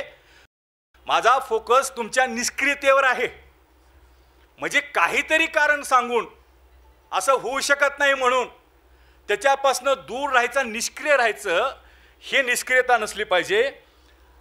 जिद्द, इच्छा आणि महत्त्वाकांक्षा असली पाहिजे आणि किंमत मोजण्याची तयारी असली पाहिजे. काय किंमत मोजणार मग? हेमंत सोरेनसारखं जेलमध्ये जाण्याची किंमत ही मोजावी लागेल. तुमच्या घरावर कोणीतरी हमला करण्याची हिंमत मोजावी लागेल. काल परवा नुसतं आम्ही ह्याचं सभा घेतली विशंभर चौधरीची. बावगे सरला फोन आले लोकांचे, तुम्ही सभा कशी काय घेता म्हणून. किंमत मोजावं लागेल का नाही मोजावं लागेल? पुण्यामध्ये त्यांच्या सभेवर हल्ले झाले, किंमत मोजावं लागेल का नाही मोजावं लागेल? आणि आज काठ्यान लाट्या कोण खाते? मला तरी ना चर्मकारामध्ये, ना बौद्ध समाजामध्ये, ना मातंग समाजामध्ये नेता दिसतो की जो मोदीच्या विरोधामध्ये महाराष्ट्रामध्ये काट्यान लाट्या खातोय. असेल नाव तर मला सांगा, त्याला हार घालतो जाऊन. आम्ही बोलण्याची भाषा नाही बोलत आहे मी, लाट्यान काट्या खाण्याची किंमत मोजण्याची भाषा मी बोलत आहे बांधवांनो. आणि मान्यवर कांशीराम साहेबांनी ह्याच्यासाठी एक वाक्य वापरलं होतं की हमारी लढाई राजपाट की लढाई है और राजपाट की लढाई बगैर कुर्बानी जीती नहीं जा सकती. काहीच कुर्बानी द्यायचं नाही, काहीच योगदान द्यायचं नाही आणि परिवर्तनाच अपेक्षा करायची. आणि ते नेहमीसाठी वापरलं जातं की शिवाजी महाराज दुसऱ्याच्या घरात जन्मावे म्हणून. म्हणून आपल्याला काहीतरी करण्याची वेळ आता आलेली आहे. आणि म्हणून जे तत्त्वज्ञ असतात हे नुसते भाषा करतात. किंमत मोजण्याची काम हे कार्यकर्त्याला करावं लागेल. जगाचा खरा विनाश व अंत माणसाची प्रेरणा आणि मनोधैर्य नष्ट करण्याचा असतो. म्हणजे विनाश कधी होतो? ज्यावेळेस तुमचं मनोधैर्य खचतं, जसं आता आपल्याला जवळपास लोकांचं मनोधैर्य खचवून ठेवलेलं आहे या मीडियानं, खचलेलं आहे की नाही, होऊ शकत नाही ही. म्हणून कांशीराम साहेबाचं एक वाक्य होतं, मला वारंवार ते येतं की मी ते चळवळीत काम केलेलं आहे. आणि हर्षवर्धन कोल्हापूरला भाग्य म्हणणार नाही, लकी आहे मी की साहेबासोबत मला बसण्याचा उठण्याचा संधी मिळालेली आहे, त्याच्यामुळे तो मला प्रभाव वारंवार येतो. आणि तुमचं मनोधैर्य हे आपण शाबूत ठेवलं पाहिजे असं आहे. आणि तडजोडी अपार हे टाळायला लागल्या पाहिजेत. मग चांगल्या तडजोडी कोणत्या, जीवघेण्या, अवसानघातकी, अधपतन करण्याचा तडजोडी कोणत्या, हाही प्रश्न स्वतःला विचारला पाहिजे. ह्याचा अर्थ काय माहीत आहे का, आपण सरेंडर होतो ना, सबशेल सरेंडर होतो, त्याला आपण ॲडजस्टमेंट असं नाव दिलेलं आहे, गोंडस. म्हणजे माझ्यावर काही जरी अन्याय झाला नोकरी करताना, आणि होतो, खरी अट्रॉसिटी तर इथलं व्हाईट कलरचाच माणूस सहन करतो, म्हणजे मी. माझा प्राचार्य माझं नाव कांबळे कशा पद्धतीने घेतो मला माहीत आहे ना, त्या कांबळेला बोलवा हो असं प्राचार्य म्हणतो. तिथंच अट्रॉसिटी आहे खरी तर, मानसिकता आहे, नको त्या माणसाची तोंड बघायला लागते त्यांना. म्हणून ज्याला आपण तडजोडी म्हणतो ना, तडजोडी अपहार्यत असा म्हणत जरी असलो आपण, तर त्या अवसानघातकी तडजोडी कोणत्या आहेत हे आपल्याला ओळखता आलं पाहिजे. चकवा, वशीकरण, प्रलोभन याच्यापासून दूर असलं पाहिजे. आणि काही लोक सामील होत नाहीत, त्याला ते तटस्थ म्हणतात, सज्जन म्हणतात स्वतःला. आणि गव्हाळे सर, सज्जन म्हणजे कोण माहिती आहे का? आता त्या सज्जनाच्या व्याख्येमध्ये मी नाही बसत आहे. हे सज्जन माणसं म्हणजे आपल्या समाजाचं फार विचित्र आहे कल्पना. म्हणजे माझ्या घरचे पण तेच म्हणतात मला, बघा त्या शेजाऱ्यांचा नवरा किंवा आणखी लोकांची नावं दिली जातात. सज्जन म्हणजे कोण? सकाळी उठतो, लेकराला ट्युशनला सोडतो, बायकोला नोकरीच्या ठिकाणी सोडतो, घरी येतो, बायकोला ठेवलेला डबा खातो, पुन्हा संध्याकाळी तेच काम, सोडलेल्या माणसाला परत आणणे, घरी बसणे, कुणाच्या एकात नको, कुणाच्या दोन्हीत नको, आमचा नवरा सरळ सज्जन. आणि आम्ही काय 11ला घरी जाणार, अण्णाभाऊची जयंती संपली, आता रविदासाची आली, आता पुन्हा कांशीराम साहेबाची, पुन्हा फुल्यांची, पुन्हा बाबासाहेबाची, पुन्हा सावित्रीमाईची. तर हा जो उद्धव कांबळे सरांनी जो म्हणलेला आहे ना, हा तटस्थपणा किंवा सज्जनपणा हा पळपुटेपणा आहे. हे ते नाव दिलेलं आहे त्याला, पळपुटेपणा. आणि धोके आपल्याला ओळखता आले पाहिजेत आणि डेअरिंग करता आले पाहिजे म्हणलेलं आहे. इतिहासामध्ये असे पण नाव आहेत सर की ज्याने हिटलरच्या तोंडावर थुंकण्याची हिंमत दाखवली होती. इतिहास त्यांचा लिहिला जातो. अशी पण काही डेअरिंग माणसं होती. आणि मरगळ, तडजोडी, लालसा आणि गरिबी हे आपण सोडलं पाहिजे असं मला वाटतंय बांधवांनो. आणि लातूरमध्ये जी काय आकडेवारी आहे ती एक थोडीशी मी आपल्याला सांगतो. म्हणजे सोपं कसं आहे मला सांगायचं, लातूरची लोकसभा आपल्याला सोपी कशी आहे. थोडीशी आकडेवारी आहे, थोडं ध्यान द्या याच्याकडे. लातूर सिटीमध्ये BJPला 99,191 ह्या विधानसभेमध्ये लोकसभेला मतं पडलेली आहेत. ही सगळी मतं मी 2019ची सांगत आहे. हां, जी झाली लोकसभा आहे त्याची आकडेवारी आहे. 99,191 आणि काँग्रेसला पडलेले आहेत 85,469. म्हणजे काँग्रेसपेक्षा BJPला जी लीड मिळालेली आहे ती 13,722 मताची आहे. खरी गंमत पुढे आहे. लातूर सिटीमधून एप्रिल महिन्यामध्ये भारतीय जनता पार्टीला 13,722 मताची लीड मिळते आणि माननीय अमित देशमुख 6 महिन्यानं थांबतात. त्याच मतदारसंघामध्ये 40,415ची लीड काँग्रेसला मिळते. व्हॉट इज दिस? ह्याचा विचार झाला पाहिजे. लातूर म्हणजे 1,11,156 मतं काँग्रेसला मिळतात. 6 महिन्यानं लोकांमध्ये काय परिवर्तन झालं एवढं. आणि 6 महिन्यापूर्वी त्याला 13,722 मताची लीड हे कुणाला आहे? भाजपला आहे. लातूर रुरलचं तर रेकॉर्डच करून टाकलं, त्याच्याबद्दल न बोललेलं बरं. 1,10,628 75,332 मताची लीड कुणावर घेतलेली आहे? धीरज देशमुख साहेबांनी नोटावर लीड घेतलेली आहे, पक्षावर नाही. म्हणजे त्यांना 1,21,482 मतं हे पडलेले आहेत आणि त्याच मतदारसंघामध्ये लोकसभेला 35,296 मतं हे बीजेपीला आहेत जास्तीची. मी सांगतो ती लक्षात येते का तुमच्या? 6 महिन्याचा फरक आहे. 1 लाखापेक्षा जास्त मतं काँग्रेसला पडतात लातूर ग्रामीणमध्ये आणि 6 महिन्यापूर्वी 35,296 मतं बीजेपीला जास्त पडतात. अहमदपूरमध्ये 1,22,809 मतं भाजपला आहेत आणि 54,757 मतं हे काँग्रेसला आहेत. 68,000ची लीड, 68,058 मताची लीड भारतीय जनता पार्टीला आहे. सर, अहमदपूरमधलं मी जे म्हणतो पोहोचाले का तुमच्यापर्यंत? बघा,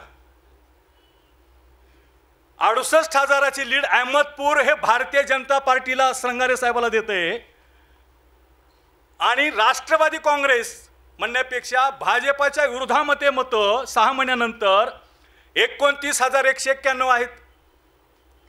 जो मतदारसंघ लोकसभेला 68,000ची लीड भारतीय जनता पार्टीला देतो त्या भारतीय जनता पार्टीचे 29,191 मतांना उमेदवार पराभूत होतो. हे सगळ्याचं मी सांगत नाही. आता टोटल आपल्या लक्षात जर घेतलं तर 4 मतदारसंघामध्ये जे 6 मतदारसंघ आहेत ते 6 मतदारसंघामध्ये भारतीय जनता पार्टीला लीड आहे. लोकसभेला 6 मतदारसंघामध्ये. आणि विधानसभेला काय परिस्थिती आहे? 2 मतदारसंघात भारतीय जनता पार्टीचे उमेदवार नाहीत, परंतु 4 मतदारसंघामध्ये भारतीय जनता पार्टीचे उमेदवार आहेत आणि 4 मतदारसंघामध्ये केवळ आणि केवळ 1 मतदारसंघामध्ये भाजपचा विजय आहे. 3 मतदारसंघामध्ये भारतीय जनता पार्टी पराभूत आहे. आणि हे टोटल जे आहे ती 1,41,800 मताची घट आहे 6 महिन्यामध्ये भारतीय जनता पार्टीची. 2 मतदारसंघात बीजेपी लढलेली नाही. आता ह्याच्यावरनं काय निष्कर्ष काय निघतो आपल्याला?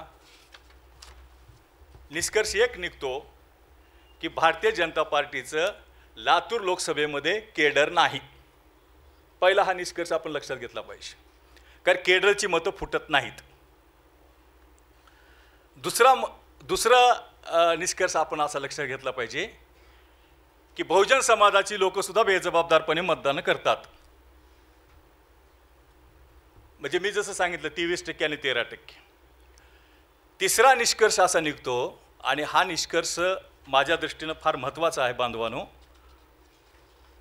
की धर्माच्या नावावर भारतीय जनता पार्टी जिंकते, जातीच्या नावावर भारतीय जनता पार्टी हारते. हे सूत्र आहे. लक्षात आले का नाही तुमच्या?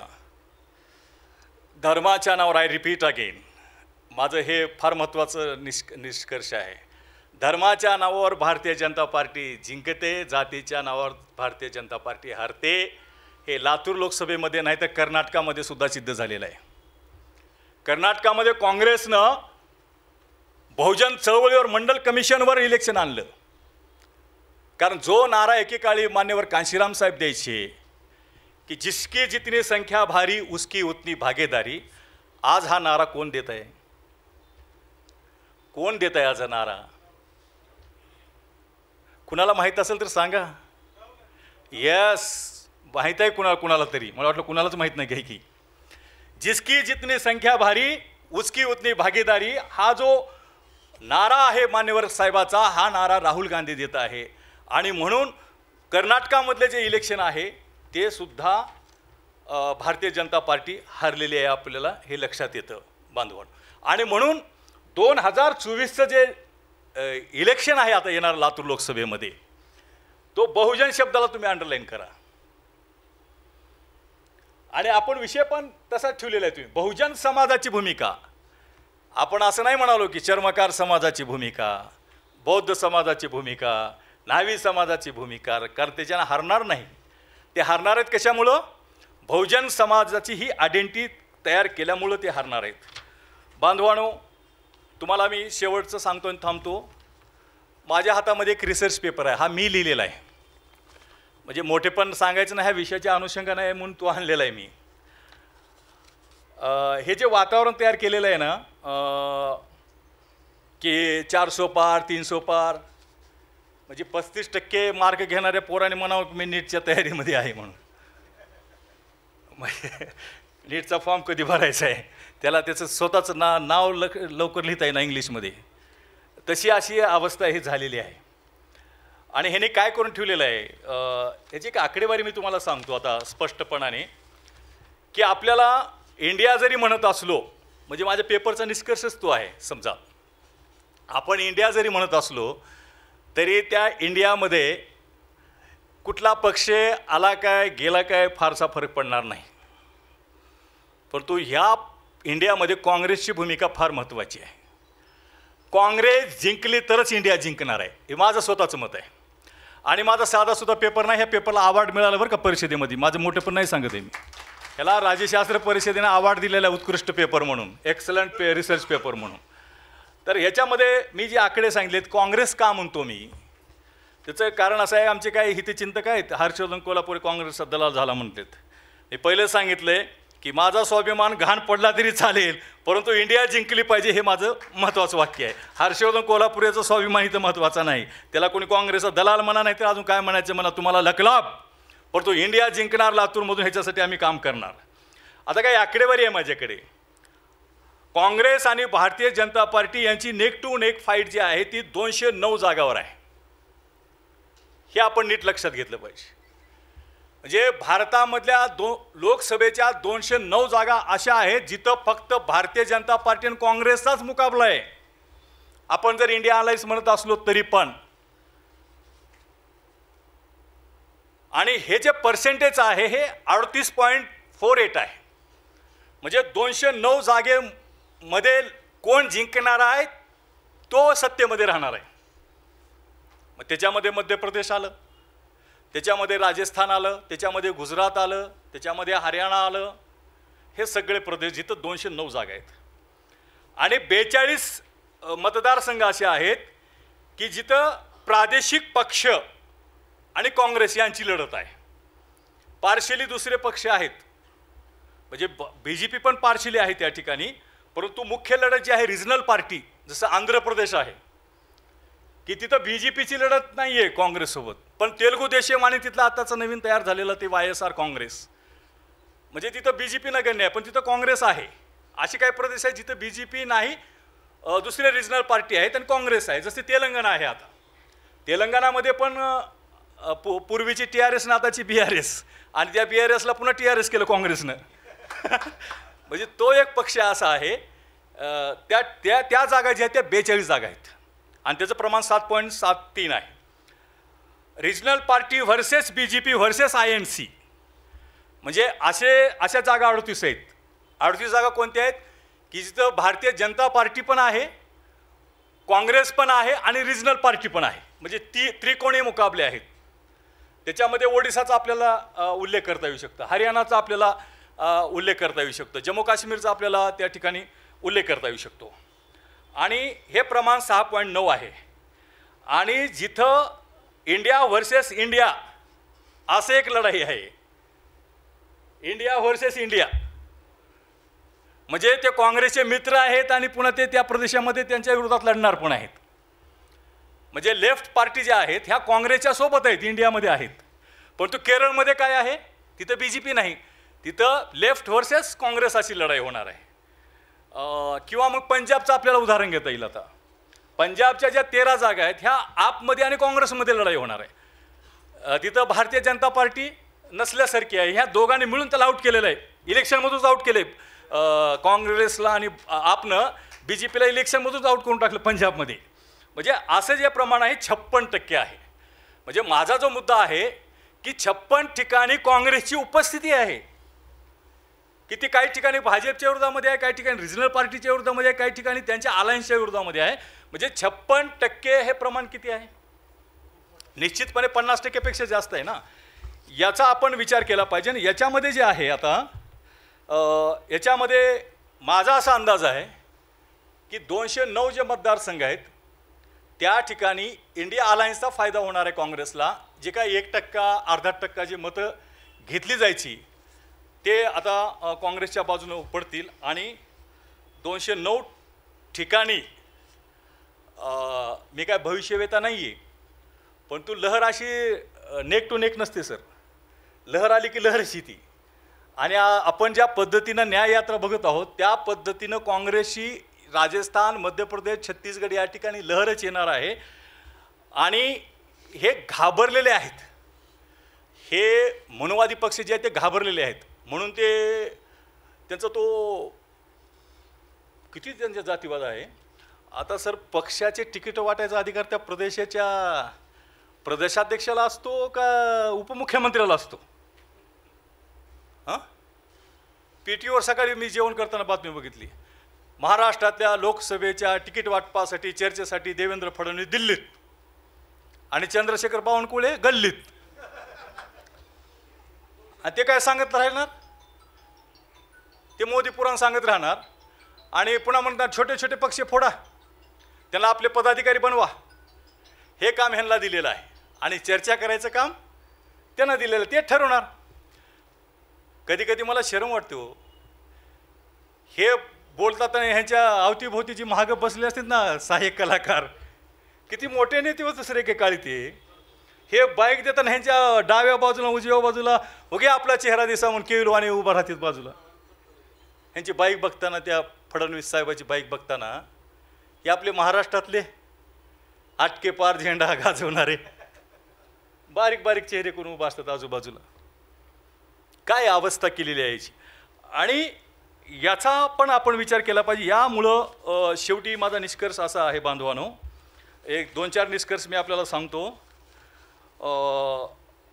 India seem strong alternative to BJP म्हणजे हे एक निष्कर्ष आहे. आणि रिजनल पार्टी ज्या आहेत त्या, आता ही अकॅडमिक चर्चा होईल त्याच्यामध्ये मी जात नाही, परंतु आपल्याला मी एवढं सांगू इच्छितो शेवटी की आपल्याला घरात बसून भागणार नाही. दुसरं महत्त्वाचं असं आहे, आपल्याकडे 2 पर्याय आहेत. एक कुत्र्याची मौत मारायचं आहे का लढता लढता मारायचं आहे. मरा तर सगळ्याला आहे बघा.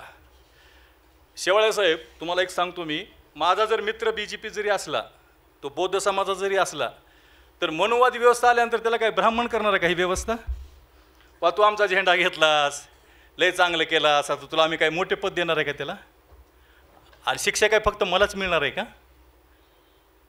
म्हणजे आता अशी अवस्था आहे की लढण्यामध्ये एक ऑप्शन आहे तुमच्याकडे, लढण्यामध्ये की तुम्ही विजयी तरी किमान होऊ शकता. तिकडं जाण्यात काय ऑप्शन आहे तुमच्याकडे? त्या विचारधारेकडे गेल्यानंतर ऑप्शन काय शिवाय गुलाम होणे? इकडे एक ऑप्शन तर आहे ना की लढता लढता जिंकू शकतो नाही जिंकणारच. हे माहिती असताना सुद्धा आपण कुण्या भ्रमात आहोत मला माहीत नाही. आणि म्हणून आपण लढाईची तयारी ठेवली पाहिजे बांधवानो. नाही तर आकडेवारी मी सांगत नाही, परंतु आपला इंडेक्स लोकशाहीमध्ये किती खाली आलेला आहे बघा, 135च्या खाली आलेला आहे जगामध्ये इंडेक्स आपला. आणि मोठे मोठे विचारवंत म्हणून मी काय आपल्याला भीती घालत नाही आहे, परंतु हार्वर्ड विद्यापीठ आहे जगामध्ये गाजलेलं. लोकशाही कमकुवत झालेल्या हार्वर्ड विद्यापीठामध्ये राज्यशास्त्राचे प्राध्यापक आहेत स्टीवन लेव्हिस टस्की आणि डॅनियल झिब्लेट यांनी 2018ला एक प्रबंध तयार केलेला आहे. प्रबंध म्हणजे रिसर्च असतो. 5 मिनटात संपवतो मी. हो झालं सर, 1च मिनटात संपवतो मी.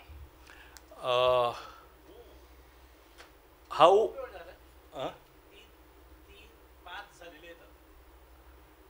नाही मला नव्हतं माहिती मला किती वेळ बोलायचं आहे. मी 1 तास झालं बोलत आहे मला वाटते. झालं. हे पहा, पेरूमध्ये हे एक अर्ध्या मिनटात सांगतो मी. हाऊ डेमोक्रेसी डाय. पेरूमध्ये फिजीमोरी, रशियामध्ये व्लादिमीर पुटिन, व्हेनेझुएलामध्ये ह्युगो चॅव्हेज, हंगेरीमध्ये व्हिक्टर ऑर्बन, US मध्ये डोनाल्ड ट्रम्प. तर या लोकांमुळं डेमोक्रेसी संपलेली आहे. शुगरचा विषय आहे आपल्या सर्वांचा, अंत मी पाहत नाही.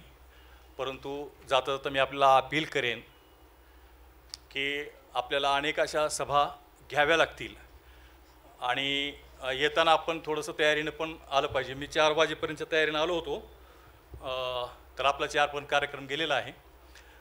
मी परत एकदा आपल्याला अपील करतो की आपण बहुजन हे सूत्र समोर ठेवून इथल्या हिंदुत्ववादाचा पराभव करावा, एवढी एक अपेक्षा व्यक्त करून या ठिकाणी थांबतो. धन्यवाद. जय भीम, जय भारत. धन्यवाद सर.